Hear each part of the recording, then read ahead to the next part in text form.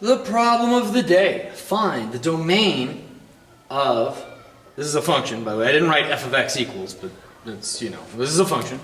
Tangent of arc cosine of x.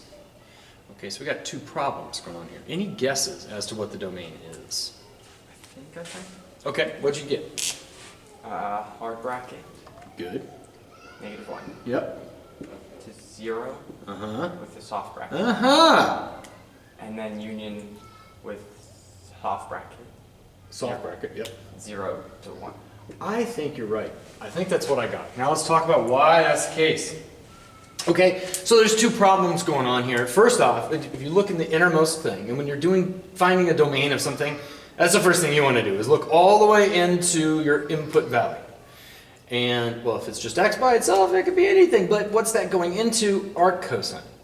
And the domain of arc cosine is what? -1 to 1.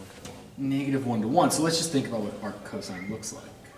This should be very familiar now. This is pi over 2, this is pi, and we know that the only values that make sense, in other words, the allowable input values, which is that's how I've defined domain, the allowable input values to arc cosine are from -1 to 1. Anything that's not in that closed interval, -1 to 1, so I'm going to write it like this, -1 to 1. Anything that's not in there does not make sense. It's not in the domain. It's not defined, right? A lot of different ways of saying that, okay? And so, okay, so then we got to think about this. Tangent itself has restrictions. You can't just plug any old thing into tangent, right? And if you think about what tangent looks like, it does this thing, and it does this thing, and then that picture repeats over and over again. And so we have a bunch of restrictions on tangent. We can't, in fact, another way of saying that is to say the domain of tangent is not all real numbers. The allowable values are in this interval, which is from minus pi over 2 up to pi over 2. They're in this interval, which goes up to what, 3 pi over 2? Yeah. And then again down to minus 3 pi over 2, and all of the above. And why does this occur? What do we get if you try to plug in pi over 2 into tangent? What is it? Like sine over 0 or something? Yeah, you end up getting, because it's sine over cosine, right? Sine over cosine. Pi over 2 is fine, and sine, pi over 2 and cosine gives you a 0, and we can't do that, right? So it's basically just like last year. It's like you're looking for places for division by 0 when you're talking about domain. You cannot plug that into tangent. This is tangent. And so anything that's going to give you one of these, you cannot do, right? And so this is kind of a two-step process here. We say, well, on one hand, it can't be anything outside of here. Everything we plug into arc cos is this guy. And then we have to ask, okay, that takes care of the arc cosine part. But now, if that value right there pops out either a pi over 2, negative pi over 2, 3 pi over 2, negative 3 pi over 2, and so on, then we have a problem. And I could just see right here, if you were to plug in this entire interval, this is continuous, it's going to hit all values starting here at 0, moving all the way up to pi, and if you were to then take that interval that pops out, 0 up to pi, and throw that into tangent, you end up with this interval right here. Everybody see what I'm doing here? Right? Like what I'm saying is like this interval gets mapped by this function onto this interval. Boom. So we take that interval and that's what we're throwing into tangent. But when we do that, we have a problem. We cannot let this value go into tangent. So what are we going to have to restrict over here? This 0. It's the 0 is the problem, because if you plug in a 0, you get out the pi over 2. So we're going to need to pluck that guy out. In other words, we can't have the pi over 2 going in. So we have to pull him out. The only way to pull him out So that's of the domain, that is, yeah.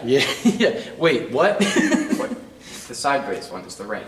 Right, this is the range of arc cosine. And so, right? Yeah, oh yeah. Yeah. And so then, in order to pull that out, what do we need to pull out of here? Well, we need to pull out a 0. Right there. That looks terrible. But that's the idea, right? And that's why you got, indeed, the correct answer. That is the domain of that function. You take any number in this interval, so in other words, from -1 to 1, just taking out 0, you take any one of those numbers and plug it in and you'll get a perfectly good answer, right? The only problem here is this guy. And that's what you don't want. Everybody get that? Okay, it's all making sense? Before we move on, any questions on anything we've done up until now? Questions on the homework, questions on anything? Okay. This is finding the domain of this type, this type of thing, thinking in this way. It's going to be a big part of your homework.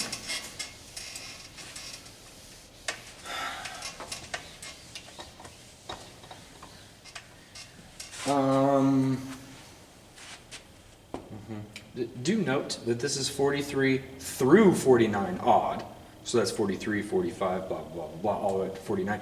This is 53, 55, and 57. Okay? Just note that. And we'll get to here in just a second. So, now, number 24. So this will obviously be similar to 23 and 25. Number 24 in the book says, write an algebraic expression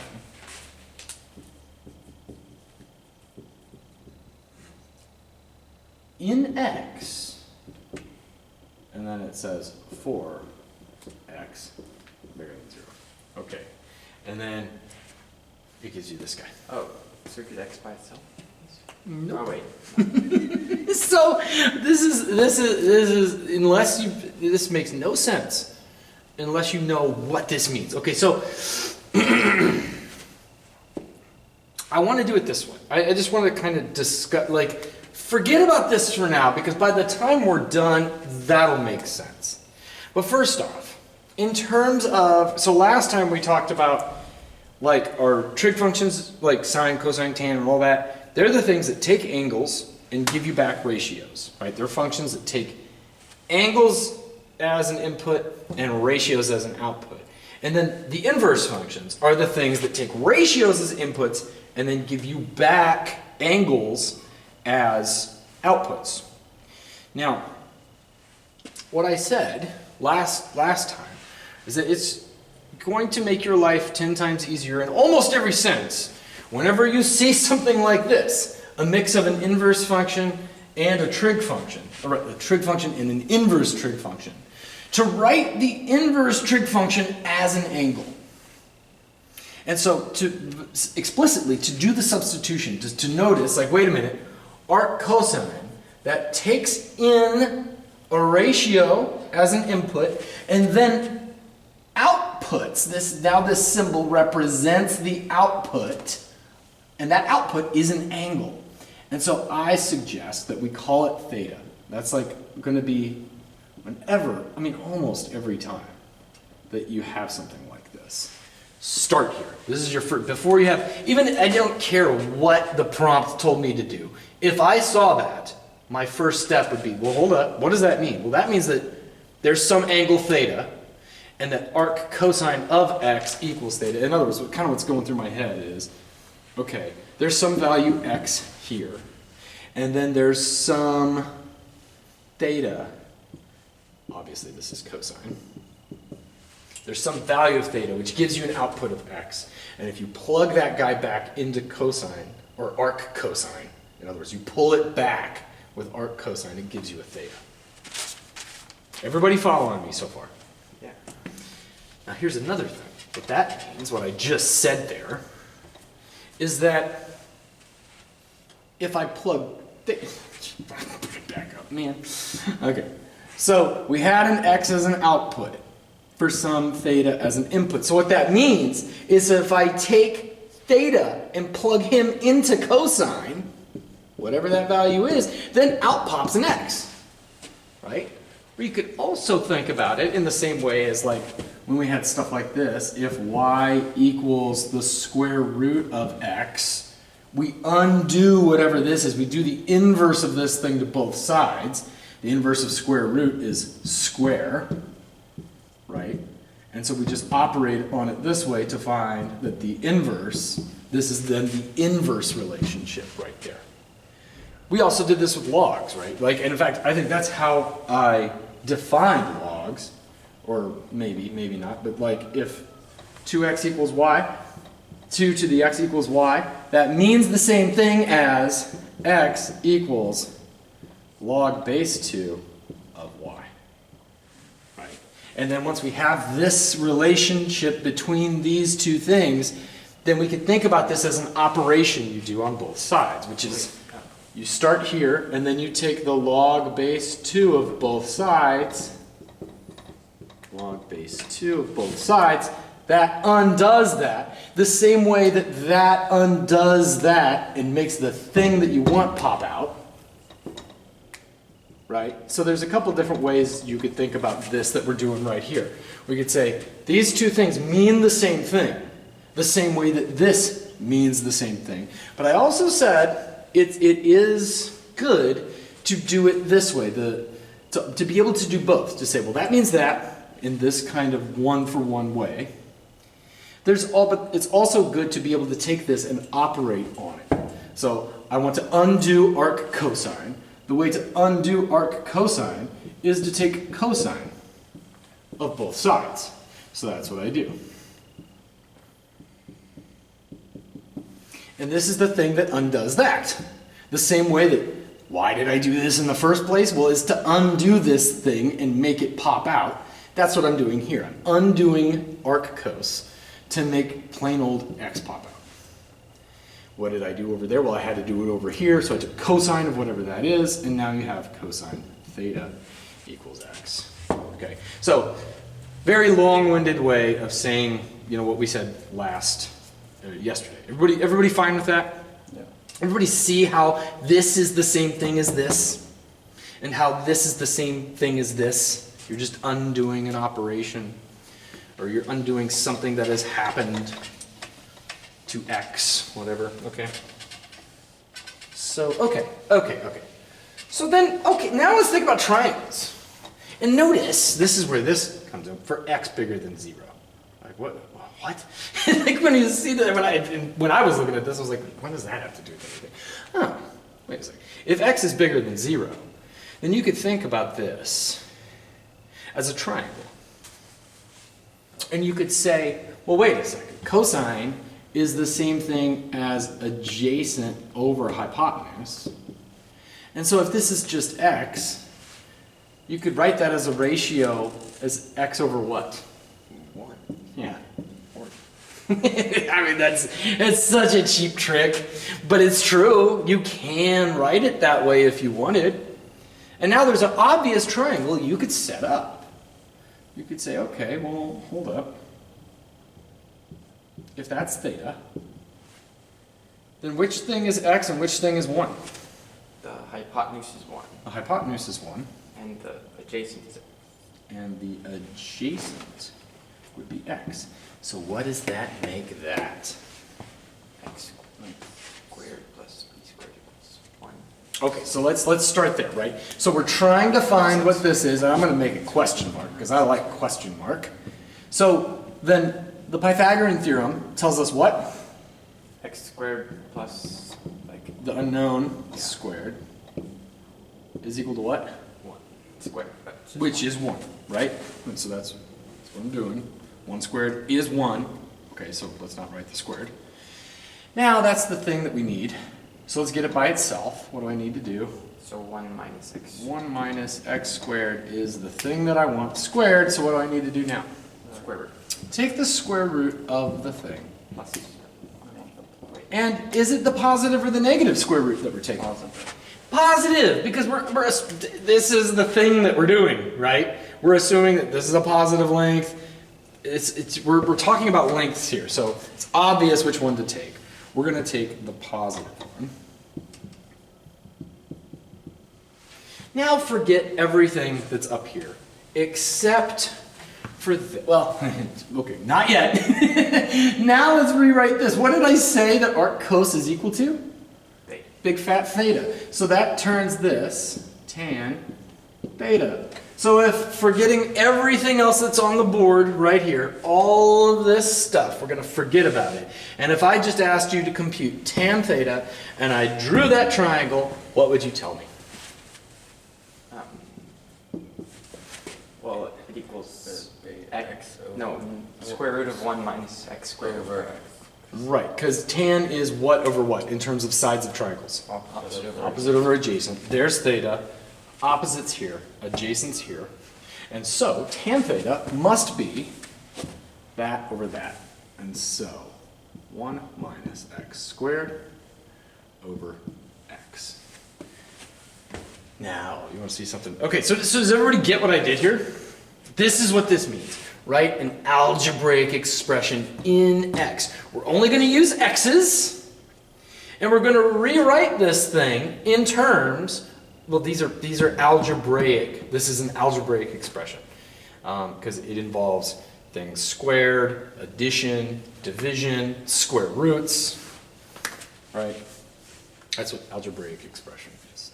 Those types of operations, basically polynomials, ratios of polynomials, square roots.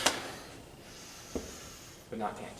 Not tangents, not exponent. Well, yeah, okay. Well, we're getting in the weeds here. Who cares? It's obvious what we're talking about. Algebra. You've seen this in algebra, right? So there you go. Does everybody understand what I did here? Let's think about it.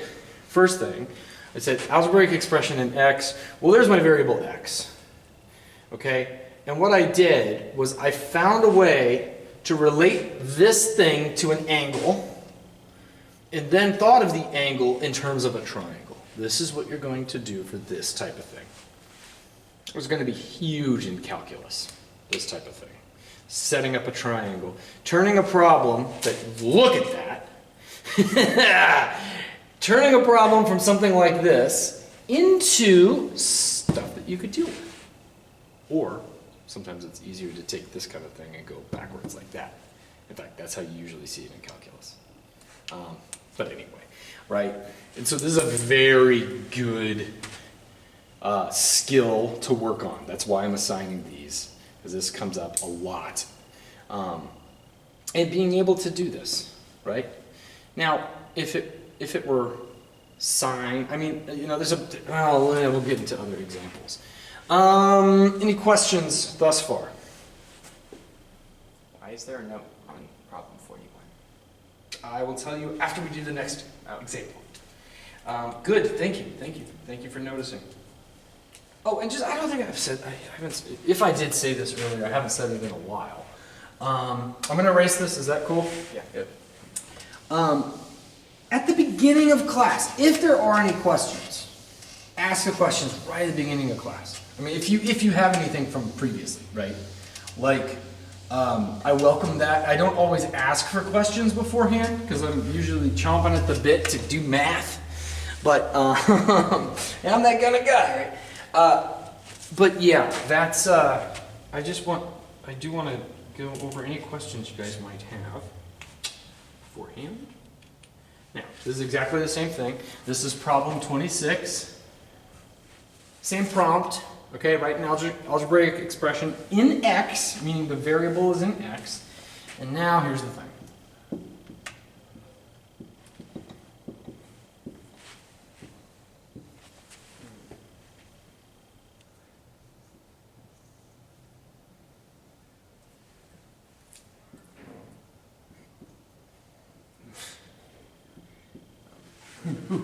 This looks so bad. It's actually, this is one of the easier ones.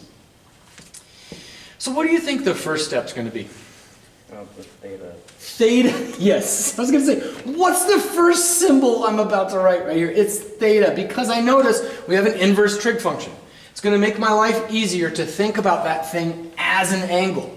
And so I'm gonna let theta equal whatever that inverse trig function is. And here's what it is. Okay, now I'm gonna go ahead and do this and say, well, now my problem's simple. If I could find a triangle with theta in it, if I could find a right triangle with theta in it, then I'm good to go. It just has to satisfy this relationship. So, what am I going to write in my next line? Sine of theta. Sine of theta is equal to? Root x squared times sine. Right, because what I've done technically, or however you want to think about it, is those are equivalent statements, or I've taken sine of both sides. Sine undoes inverse sine, usually. Yeah. And that's another thing you could check for, because remember, there's a problem with that, right? Well, actually, there's not a problem with inverse. It's just as long as whatever's going in to inverse sine is bigger, but we can't. or is between -1 and 1. But that's something we could figure out later on. Oh, the thing! I'm so sorry. So, from the last one, that's what I wanted to say. See, that's what I get for not writing this down. Okay, so the last thing we had was this. We had tan of theta was equal to, and remember, this was our original thing. Tan of arc cos x. And you told me at the very beginning of class that the domain of this thing was equal to -1 up to 0 union 0 up to 1. That's what you told me the domain of that function was. Then we said that this function can actually be written, as long as you're using a positive x, as this. What's the domain of this function? This thing. It's exactly the same thing, because we have two restrictions. First off, what goes in here? Well, the square root of stuff has got to be bigger than or equal to 0.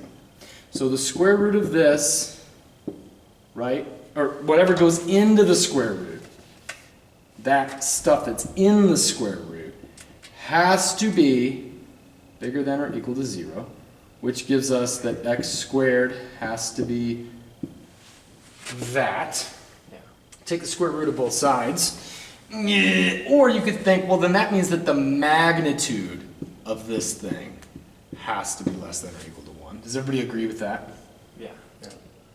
Right? Because if it is 1, it's fine. If it's any bigger than 1, like 1.1, that ain't going to be true, because when you square it, it'll get bigger. Right? Ditto all the way down, it could be negative, and etc. What you end up with this is that. So in other words, x has to be in this interval. But there's a problem. Can x equal 0? No, so we have to pull out 0. Lo and behold, oh, that's so cool. I don't know about you, but I think that's really cool. Anyway, but another problem, though, is that this says for x bigger than 0. That's what we assumed. So we don't know if it's going to hold down here. We'd have to do more work to figure that out. It might, I think it will. My intuition tells me that it's going to be fine, but I'm not 100% sure. We'd have to do some more work. Just interesting to note. Okay. All right. Messed that up, but now we're back. Okay, so what did we do? We had this thing. We're trying to write it as an algebraic expression. We said, well, that thing is an angle. Let's write it as theta. And so now we're just worried about cosine theta. Then we said we'd get more information about this by rewriting it like this. And then, now if that's the case, we could say, well then, there's some triangle. There's some triangle, right triangle, that exists with a theta. And I like to put my theta here. You can put your theta wherever you want. I don't care. But naively, well, you could just say, well, sine is opposite over hypotenuse. So what if I did that? What if I wrote this as my opposite and that is my hypotenuse? And let's just see what happens. If I wrote this, and if I wrote that as my hypotenuse, can we find something here? how do we do it? So let's actually give it a name, because that was such a pain last time. Let's just give it a name. I'll call it B, okay? So what do I do? B squared, or I guess square root of x squared minus 9. X squared minus Just put a circle in there, man. No, we don't want to do circles yet. Okay, so say that again now. Okay, yes, you said that the square root, x squared minus 9, squared plus b squared is equal to what? X Squared. Squared. I square a square root. Just x squared minus 9. Then just take off the x is canceled. X squareds cancel. We get the b squared is equal to positive 9. We're talking about a length here, so that means that b equals what? 3. Positive 3. Okay? So I'm just going to go ahead and write that right here. There's a big fat 3. Now, what's cosine theta? 3 3 over x. 3 over x. So check this out. We took an algebraic expression, right? Or something really ugly, and we were able to turn it into something that's so simple. Like I could put a smiley face, a frowny face, and an angry face here. And if I said, "What's cosine theta?" you'd say, "Well, angry face over frowny face." It does whatever symbols are there, you know exactly what to do. So it makes this so nice. If you could turn your thing into a triangle, life is good. So now you told me that this cosine theta is equal to what again? 3 over x. 3 over x. All right. So that's the answer. That is what they're looking for.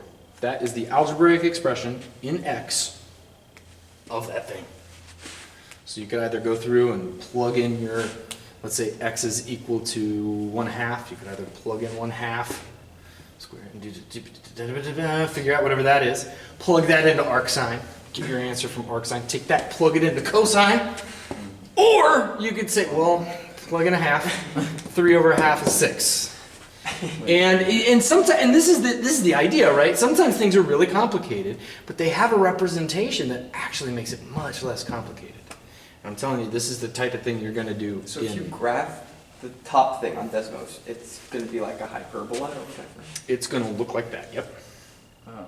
Yep. And that brings us to number 41. Number 41 tells you to graph something very similar to this. What you do is this, and then say, oh. And it would be cool if, you should, as you're learning this stuff, check it with Desmos. Like, go and plug this into Desmos, see what it comes out to be. And note, it's not going to be everything, because only numbers that are between the only things that could go in here are between -1 and 1. Yeah. Right?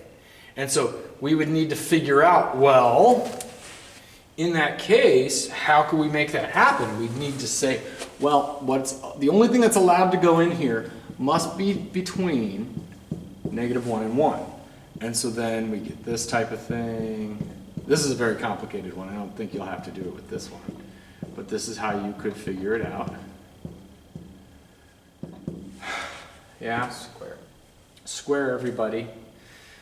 That messes things up right there. But if you square everybody, you could say, well, you could do this with like absolute values and stuff and say, well, obviously, this thing, like, Is bigger than 1. you could say, and the absolute value of this But that's must be less than or equal Isn't to it x, because that always- means the same thing, right? And go on from there and there and there, blah, blah, blah, blah, and then you figure out on what interval that's, like I said, this is more complicated than we're going to want to deal with. But you could say that, and then when you graph this on Desmos, you'll notice it's only graphed on a certain interval. And then I guess, well, if it's 3 over x, it would look something like this. And it'll be on that interval that you do. Then when you graph that, it'll be the whole thing, right? You should play with that. I would suggest that you do that for 41. And so when you write it, you will need to find the domain. We've already talked about that, right? Like the domain, in this case, the domain of this is everything except for 0. Obviously, that's not going to work here. Obviously, that is not going to be the case here. Actually, it might be. I see, I don't want to do that. But like in the first one that we did, it's much easier to figure that out. Right? We already knew what the domain was. And so that's what I suggest with 41. Start with the same way we started and said, well, what can you plug in to arc sine? Or what did we have? Arc cos. Okay. Does that work? Okay. And then what can you plug into tan? Are there any restrictions there? And then we figured out the domain. That's where you should start. And then you just have that in the back of your mind. Get the algebraic expression and say, well, it only works from here to here. So there you go. Let's be a little bit more explicit about that. So we had tan of arc cos x. First thing we did is we found the domain. We found that the domain, just by not doing any kind of algebraic, whatever manipulations, we just said that the domain of this thing had to be between -1 and 0, union 0 up to 1. Then we did all of our stuff to change it into an algebraic expression, which gave us root 1 minus x squared over x. Then we'd want to graph this. We find out what it looks like, okay? I'm not quite sure what that would look like. Yeah, I would have to just graph it, like with the graphing software. And so let's just pretend it looks like this. Let's just pretend it doesn't, but let's pretend it does. Then I'd say, hold up though, it's not all of it. It's only defined here, and so I'm going to need to get rid of that. It'll be that. I'll need to get rid of that. And that's what that thing would look like. And it happens to be that the 0 in this case was taken care Looks of. like secant. Yeah, it does. And I just made that up. I'm sure it's not that. I'm sure it's not that. Let's just say, who knows? Let's just pretend it looks like this. Then I'd say, well, hold up. Yeah, but it's not all of this. It's only from here down to here. And we have to pluck out that 0. And so I would say this is what the graph looks like, and there's a hole right there, okay? And you'd say, nope, not there. I don't care if you do the dots, although pretty standard to do that. Or something just ends abruptly. And then if there's a hole, it's a not filled in dot. But it's not going to be that complicated. Okay, so just want to get that out. Okay, moving on.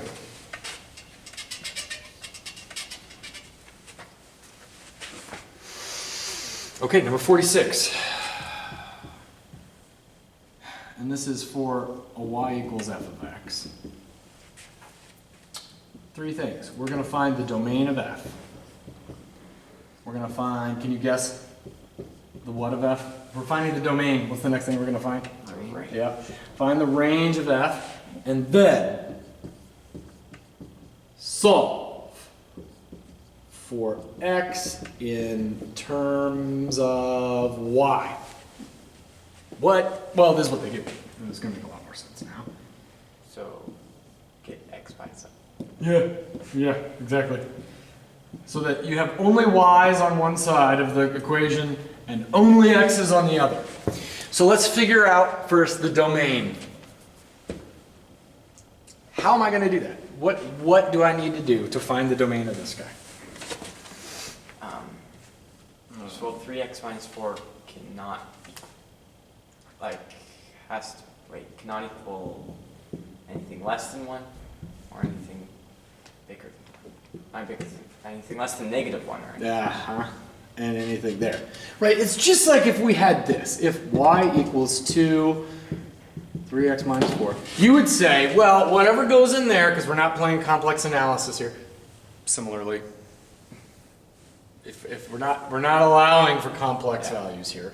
So we're going to say, okay, then everything that goes into there needs to be positive, and so you have some restriction on the stuff that goes in there. That restriction of whatever the stuff in this case is that it needs to be bigger than or equal to 0. In this case, it's whatever that stuff is has to be between -1 and 1, and we can include them. So that's fine. Okay, so this is, okay, so add the 4, that gives me 3, 3x, 5, divide by 3 gives me a, well, 5/3. Okay, so then the domain should be 1 to 5/3, inclusive. There we go. That was easy. That was easy. What about the range? Oh, so it would be the same, but with like negative pi over 2 to pi over 2, right? Like, Or would it be? Because let's look at this. Let's pretend, just for a second, that this was 2 sine 3x minus 4. What we would do, if we're trying to find the range, is we'd say, like, I don't know about you, but I would want to graph it. And I would say, well, let's look at the first thing. I guess this is a compression. So it's going to squeeze it in, it's going to shift it over. And so maybe it looks something like this. But then what happens? The last thing, what does that do to it?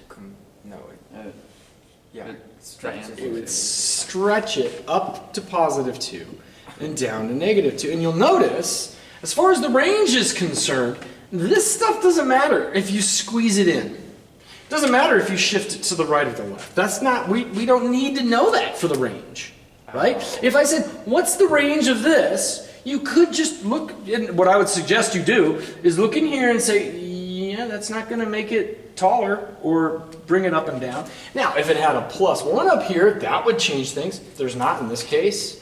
So the only thing that's going to change, whether, because we know that sine bounces between -1 and 1, the only thing that's going to change that in this equation is that 2. It's just going to stretch it up to 2 and down to -2. Same thing is going on here. So If it's arc sine, we know what arc sine looks like. He comes up like this, he goes down like this, and so then that 3 is going to compress it, that 4 is going to shift it, but who cares, right? Okay, so it's been shifted, and it's been compressed, and now, okay, it's been shifted and compressed. Who cares? The 2 is the thing that's going to stretch it. Now, before the stretching, he goes from here so it'd be to here. pi. And so if we multiply each one of these outputs by 2, that kills that kills that, and now my range are all of the outputs that get hit. Okay, this happens to be continuous. There's no gaps in it. And so every value from -pi all the way up to pi does get hit. In other words, it is an output of this function. So everything from -pi up to pi. So that's my range.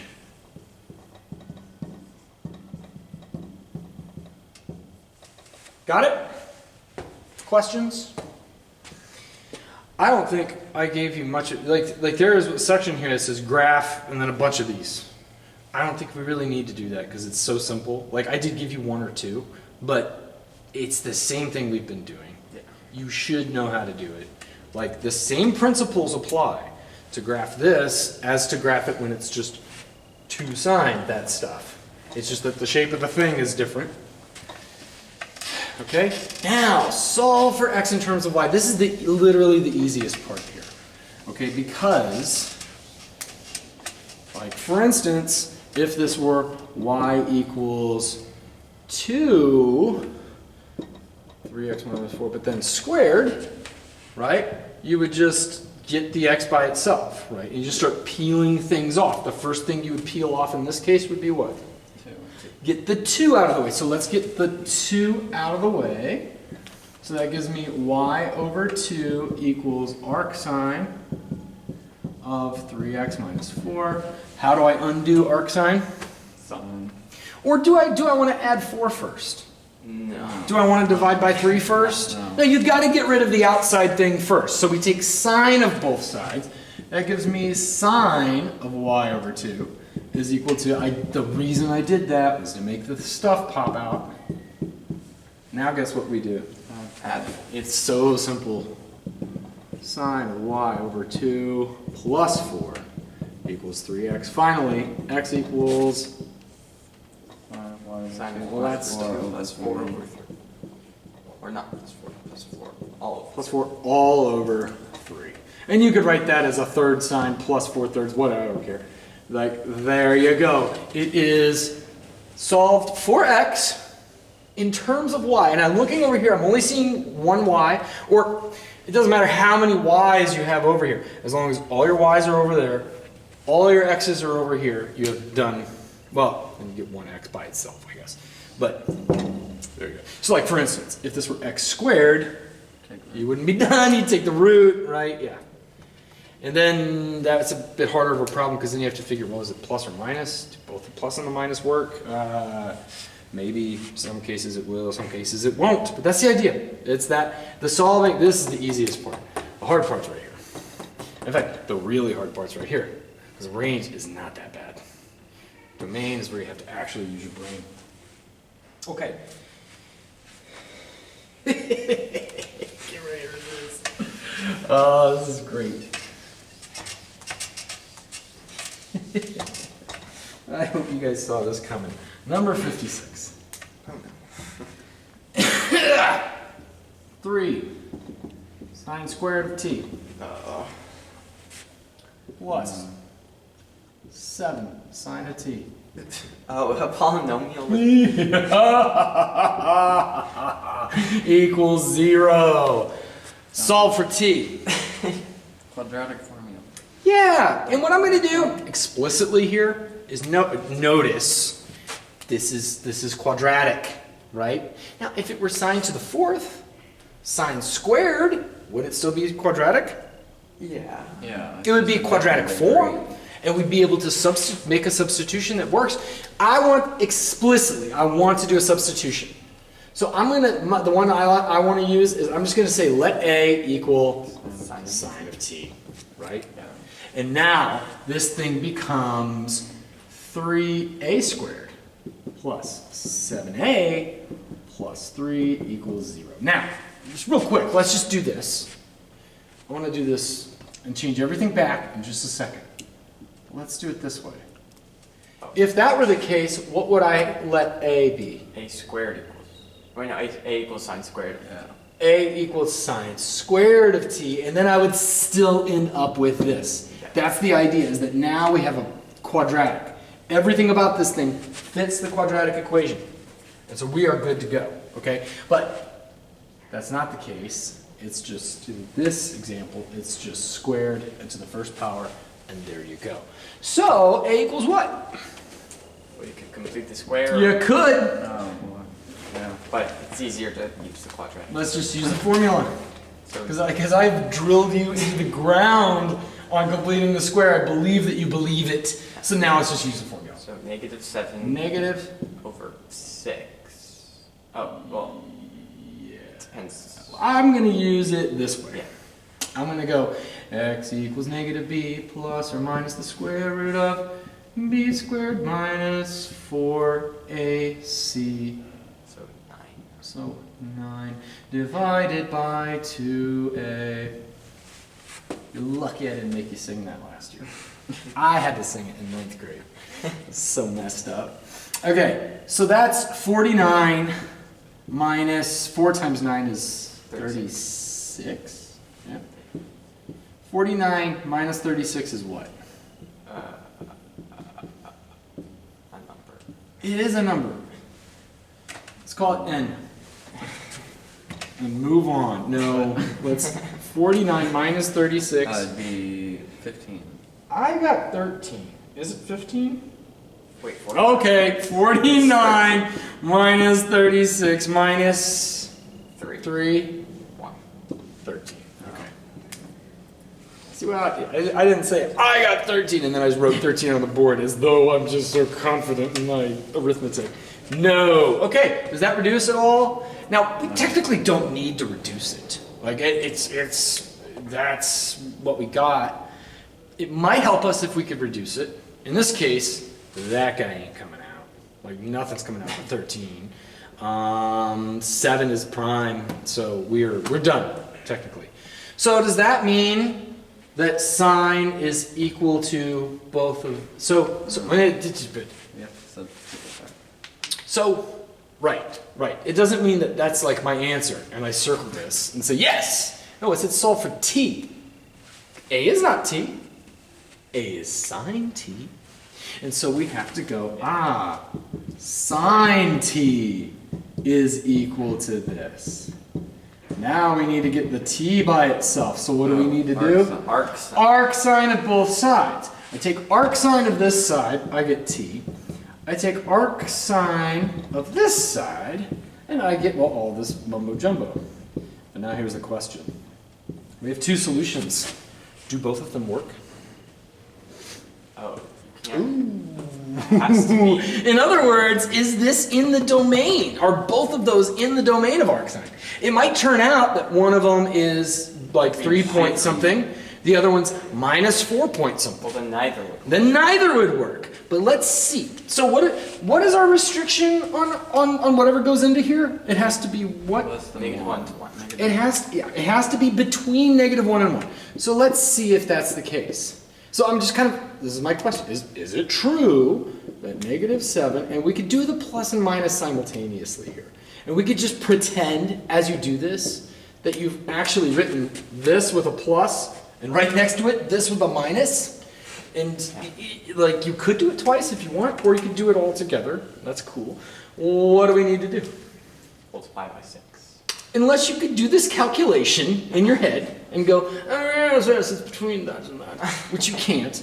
Let's like try to peel these apart to make this simpler until we can get to something that maybe it is easy to see. And so I'm gonna, just like you said, multiply by +6, so that doesn't flip any inequalities or anything like that. We have this. Now, is that true? Can you tell? I can't tell. I have no idea of what that is. So I'm just going to start peeling more stuff off. So Since that has a plus and minus in it, maybe we should leave it alone. So you can square it. Well, hold seven. up. Just hold up real quick. This is the thing I want to leave by itself, just because there's a plus and minus. Because I don't want to put plus and minus that thing and plus and minus that thing out there. Because, well, let's just do that and see what happens, right? Like, you have -6 plus and minus root 13, less than -7. Is that plus and minus? You can see that this doesn't get me any closer to understanding what's going on, right? So why would I do that? Or, and if you were going to go this route, I'd say this is really ambiguous. So you probably should break this into two separate inequalities, one with a plus, one with a minus, and now you're just hurting yourself. So let's keep that plus minus thing by itself. And let's get rid of that 7. I add 7 over here and it gives me what? 1 less than equal to plus or minus root 13. And now that gives me what? 13. That gives me 13. So here's the question. Are they both true? Yeah, that's... Wait, oh, no, not the negative. Ooh, not the negative one. So in other words, it is the case that 1 is between, or that root 13 is between these guys. That is true. So in other words, you could say, since this is true, that's true, and therefore that's true when there's a plus. And so the plus one works. However, 1 less than minus root 13 less than 13, not true. This is not true. This is not true. It's not true that negative root 13 is bigger than 1. So I'm not even going to worry about that. That's already not true. So since that's not true, that's not true, that's not true, that's not true, it can't be the negative, so my only answer is the positive one. And that's my final answer. Right? Everybody get that? Another thing you could do, if you don't like this, you could try to get a feel for how big this thing is by saying, well, hold up. Root 13 must be between, and then you just start, you find the next squares up and down. Oh, right. So the next perfect square bigger than root 13 would be 16. The one before it would be 9. So you could say, well, this is some number that is between 3 and 3 and 4. So in other words, root 13 is approximately 3 point some stuff.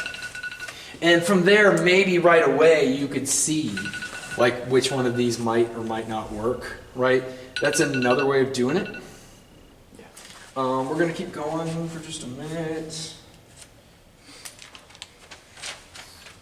Okay. Or you could just plug it into a calculator.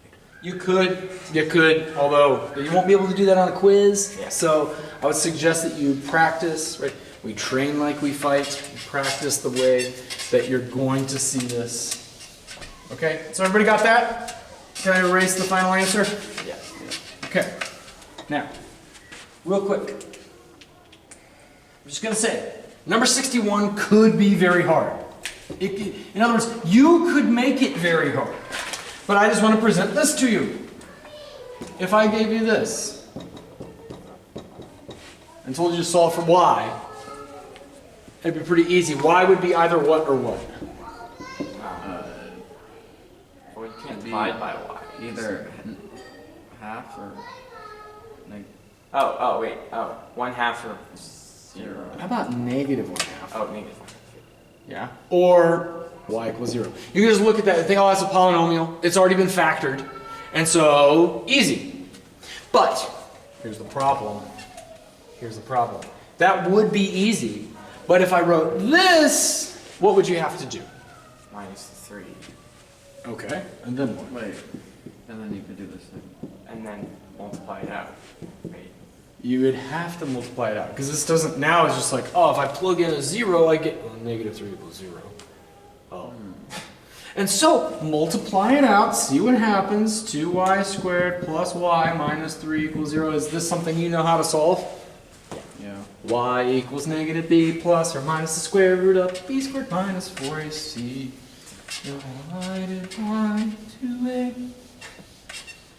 Okay, so that don't make 61 harder than it needs to be, but it could be. It could look ridiculously hard compared to all of the ones that you've done before that. Okay, one last thing I'm going to say. So right now, let's suppose I want to find the domain of a function. I want to find the domain of this function.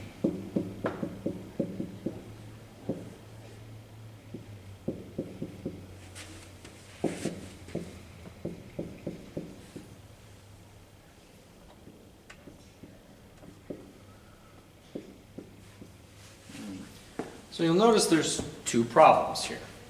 There's two places where we have restrictions on inputs. Okay?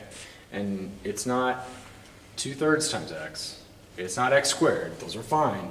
It's what the stuff is going in, right? And so this restriction right here, if I'm trying to find the domain, I'm trying to find the allowable inputs, then this stuff has to be what? Bigger than 0. Has to be Or bigger 0. or equal to 0. So the stuff that goes in here must be there. But it also, so that has to be satisfied for this thing to work so that we don't end up with either junk or complex numbers or whatever. This also has to be true. So both of these, both this and, what restriction do we have on this input? Between negative 1 and 1. Between negative 1 and 1. That's 2/3 x minus 1. Like that. So both of them have to be true. So let's, and actually, you know, we did something very similar to this earlier, right? We bring the x squared over. We say that x squared has to be less than or equal to 9. Well, then that means that the absolute value of x has to be less than or equal to 3, which means that x has to be between 3 and negative 3. Yeah. Right? Right. So, okay, that has to be true. And it has to be true that this. So how do I get this? I want to get this x by itself. What do I need to do? Multiply by 3/2. Oh, wait, no, add the 1. You could do that, but let's add 1 first. That gives me a 0 and a 2. Now what? Multiply by 3/2. Yeah. Now multiply by 2/3. Wait, divide by 2/3. Divide by 2/3, or you could multiply by 3/2. They're the same. It's the same thing. right? I want to kill that and kill that. I could kill the top by doing this. I could kill the bottom by doing this, all in one fell swoop. So I'm going to do that to everybody. 3 halves, boom. That gives me, and you notice I didn't bother to do it with 0, because I know what that's going to be. 3. So, what's the final answer? If the domain has to satisfy both of those, what is my final answer? And I want to tell me in interval notation. So I'm writing this down and I'm doing exactly what you say. What's the first thing I want to write? Hard bracket. Hard bracket. Negative 3. Right? Wait, Negative 3. but the other one can't. Okay, let's do it this way. So on this hand, you have this interval. And you're saying that you could plug in everything from negative 3 up to 3. But it also must be true that you could only plug in things from 0 up to 3. Oh. Now, if you're over here, both of those things are true. If you're right here, if you're at 1, then it's true that you are between 0 and 3, and it's true that you're between negative 3 and 3. But if you're down here at negative 1, while it may be true that you're between negative 3 and 3, it's not true that you're between 0 and 3. So one way this is why I brought this up, because an easy way of visualizing this is this, since they both must be true when it comes to intervals, you could think about this as intersection, the intersection of intervals. And if you draw this out, what we're saying, intersection is kind of like when you overlay these things on top of each other, which ones are both true.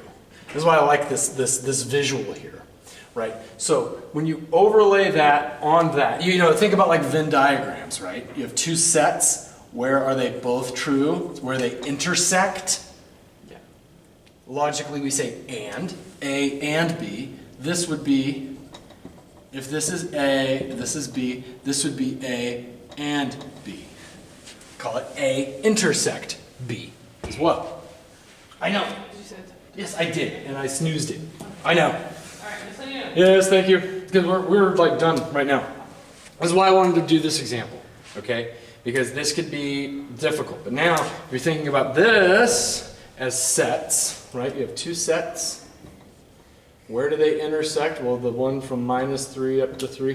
And then you have another one that overlaps right here from 0 to 3, where they're both true, where they intersect, in other words, and, where they are both true, that chops that guy off, and it's only true right there. Same way how that part of A gets chopped off, that part of B gets chopped off, and the only thing that where they're both true is where that remains. It's the same thing with the overlap here. Wherever they overlap, and since that is included, since the 0 is included, we're going to pick up the 0. So, I'll ask you once again. The answer to this, the domain is Hard bracket. hard bracket. To 0 to hard bracket. 3 hard bracket. Yeah. There you go. And that's it, my friends. Yeah, that's it. That'll get you through all the stuff. Notice a couple things, okay? 43 to 49, odd. 43 to 57, odd. So that's not just 2, that's a bunch of them. Yeah. 61, 77. I said, do not graph. I don't want you to graph this. Don't graph it. Please don't. Just do the domain. It says in the problem, graph, do this, do that, until the domain. All I want to see is the domain. Just do the domain. That's it.